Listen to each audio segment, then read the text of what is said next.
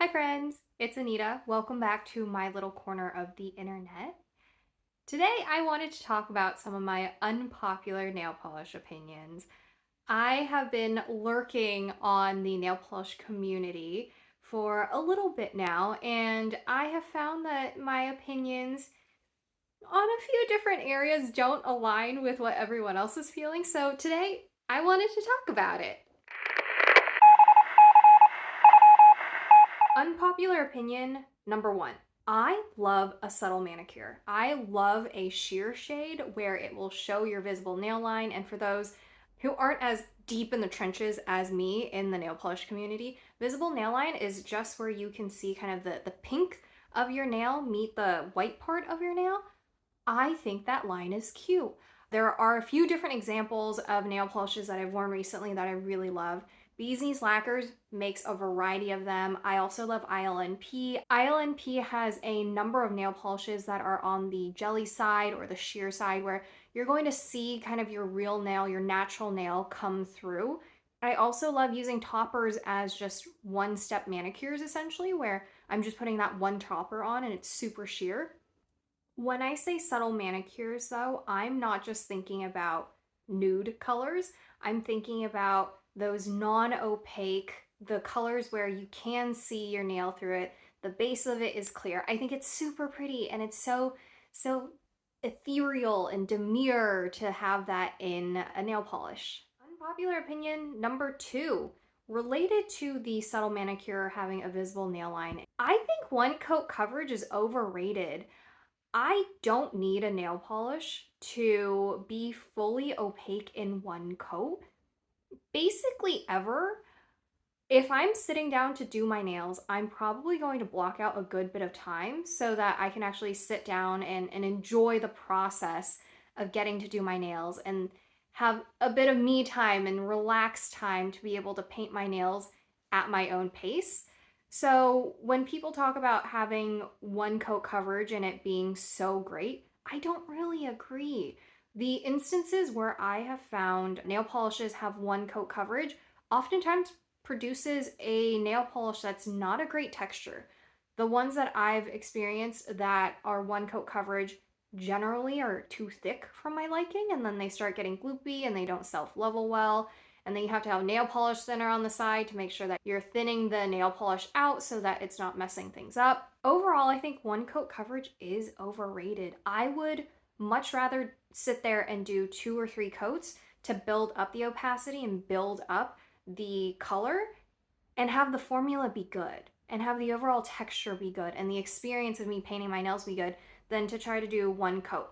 However, if you are doing any nail art, if you are trying to do any stamping, if you're trying to paint anything on, in those instances, I think having a thicker nail polish or having a nail polish that has that one coat coverage or super good coverage, that's super helpful because you're trying to paint a color on, you're trying to paint a stroke on. That I get. But if I'm just going to sit down and paint my nails one color, I don't need it to be done in one coat. Unpopular opinion number three. A bad nail polish brush will stop me from buying a nail polish entirely, unless I have done an extensive amount of research and know that there is a replacement brush that I can buy with it or from a different vendor where I can just replace the brushes themselves.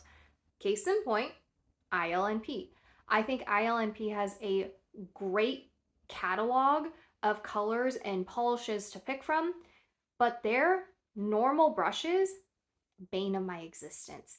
They are not super thin where it's annoying, but they are flat. So when you're trying to paint and your cuticles are more rounded and not flat, it's really hard to get a nice cuticle line unless you then go back in and clean up the line itself, which I don't really love to do. So with ILNP, I will buy their polishes and then I also buy Cupcake Polishes replacement brushes and I replace ILNP's nail polish brushes with Cupcake Polishes brushes and it works perfectly. This is to say, though, this is only for their regular line. Their studio color line has a chef's kiss gorgeous brush. Perfectly round, flat, thin, great coverage really, really pushes the nail polish into place in a very nice manner. So when I make that comment about ILMP, I'm only talking about the normal nail polishes. The other kind of brand that I steer away from because of their brushes is OPI and China Glaze. Readily available, easily accessible, really good drugstore options. China Glaze is super fun. China Glaze has some really fun nail polish options out there. OPI is a classic, has amazing reds. However, they also have flat brushes, and China Glaze in particular has annoying skinny brushes. I don't like China Glaze's brushes. So when I have bought either OPI or China Glaze in the past, I have replaced them with KB Shimmer's replacement brushes, and those have worked well for me. The nail polish brands at the drugstore that have good nail polish brushes, Orly and Essie. They have really good brushes overall, and if it were up to me and I didn't have the option of replacing the brushes themselves, I would just go for Essie and Orly. I would not go for OPI. I would not go for China Glaze. Unpopular opinion number 4. I think I personally got stuck in this rut when I first started purchasing polishes, but another polish that looks just like the one you're looking at will come again. The same polish, and even if it's not the exact same, almost basically the same, where you get it on your nails and it's kind of the same vibe or the same overall texture, same nail polish. To the naked eye, it's going to be the same nail polish. They're going to come again. Everything gets duped. Everything comes around again. Trends come around again. If we think about, for example, the crackle nail polish, right? That was in like 10 years ago, and now it's coming back into trend. So all the trends and all the colors that we see, all the textures, all the releases that we see, if you are in a position where you feel like, oh no, I can't afford this right now, or oh no, this is not part of my budget, or even if you've just purchased a lot of nail polishes and you feel like, hey, I've had enough nail polishes, I've purchased enough nail polishes, and now I really want to play with what I own, it's okay. They're gonna come around again. And on top of that, I feel like nail polish technology, pigment technology as a whole continues to evolve and develop. So even with UP pigments, for example, back in the day, that was kind of like the craziest new technology, the shiftiest, shimmeriest, and most beautiful technology available. And now I look at like Aurora shimmers or some of the other shimmers that are available on the market, even reflective glitters, for example. We didn't have that a couple years back, and now there's more technology and more shinies. I love a good shimmer, I love a good sparkle. You will get more. There will be more on the market, so don't feel like you have to buy everything that comes out. Buy what will make you happy, but buy responsibly. Unpopular opinion number 5. I care exactly 0% about painting my toenails.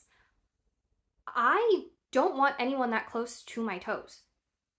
If you are that close to my toes, we must be real great friends. I don't care about how well I stay in the lines when I'm doing a pedicure. I will slap on a color and let the shower wash off the rest. I am not about to go in and paint my toenails with the utmost care like I am painting my fingernails with. Again, no one should be that close to my feet. Also, on the topic of pedicures, I don't think your pedicures ever have to match the season. I will paint my toes a neon color in the middle of winter just because I enjoy it. Also, in the winter, you're wearing socks, you're wearing shoes. No one's gonna see your toes anyways. Paint it whatever you want. I don't think I save any nail polishes for my toes in particular. It's just another opportunity for me to play with nail polish. But again, no one should be that close to my feet at any point.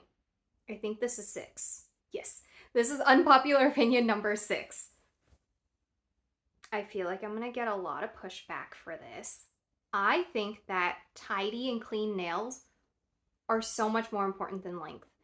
I've seen a lot of nails online on the interwebs where they're just going for length, whether that is super long, a little bit longer, extension. There's a lot of talk about nail growth and nail health overall.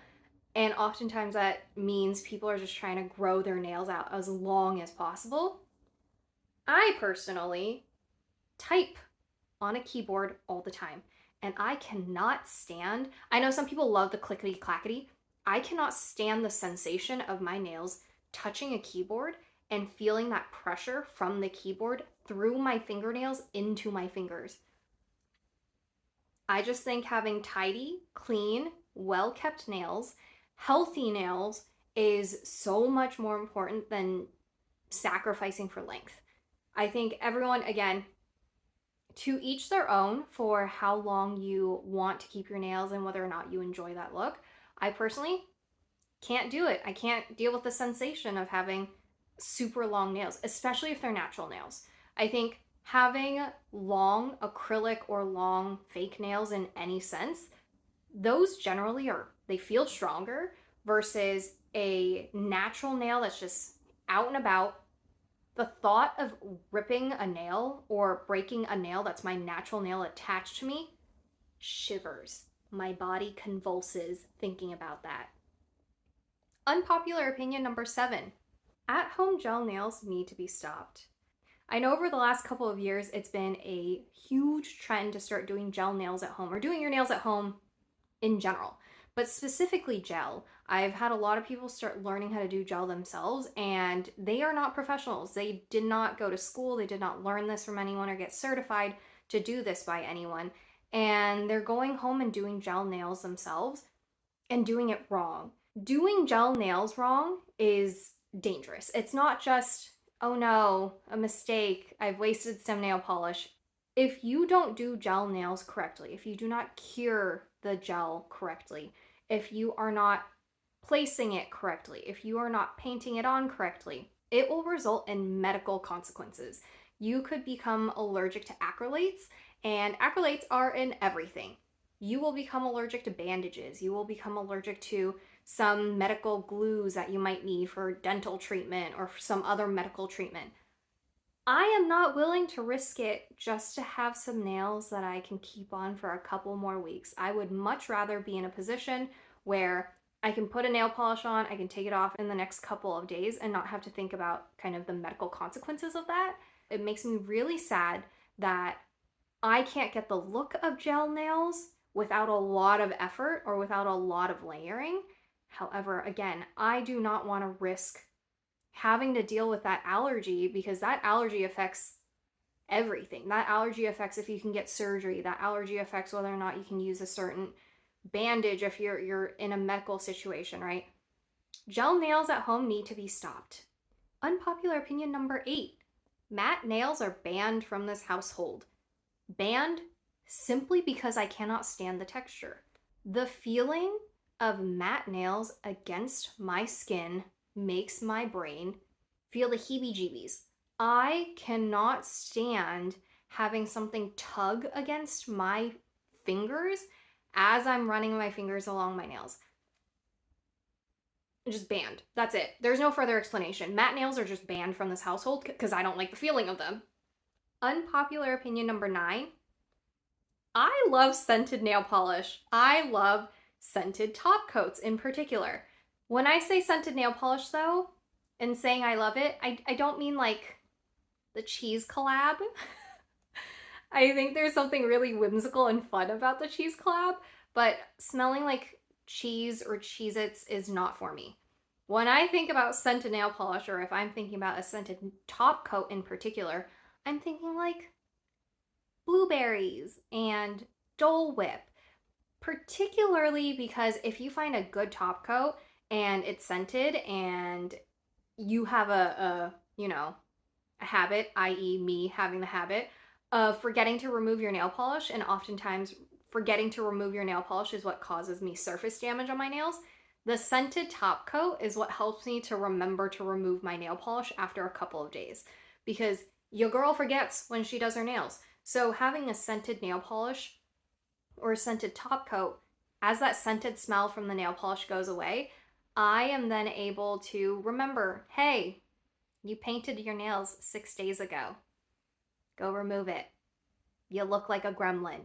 So I love a good scented nail polish. Again, if you love the cheese collab with Nails Inc., I support you in your ways.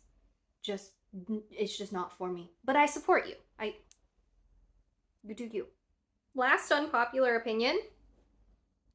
I think Vaseline works better than cuticle oil. Okay, hear me out.